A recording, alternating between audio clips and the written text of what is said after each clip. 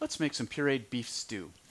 So to achieve this, I have my stew already cooked and all the vegetables and everything here, and I'm just going to put it in my processor bowl. And one of the things about a stew recipe or stew from different manufacturers is the liquid that's in here is going to vary a little bit in content and how thick it is. So as we process this, I'm hoping that some of these vegetables will release some of it and it will all come together nicely. If I need to adjust the thickness of this a little bit, I have some extremely thick stock and I have some thickener on standby, because it is going to vary a little bit from manufacturer to manufacturer, and it can vary from batch to batch. So the idea is that when we're doing an IDDSI diet is we are making sure that we plan to make modifications as necessary to achieve the consistency we need. So when we write our recipes, we need to make sure that we allow for those modifications. So we just put it in the food processor, and this is probably not going to take very long at all.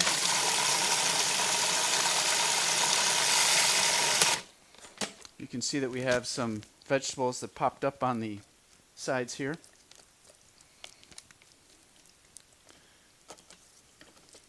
And so we scrape those down and process it a little bit more.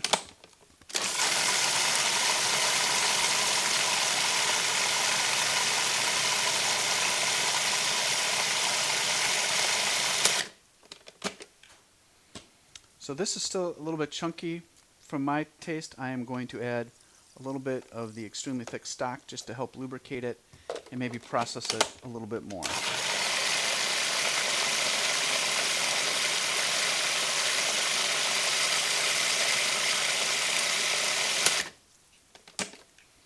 So we're trying to get a nice smooth puree here. Okay, so a big part of IDDSI is testing the food.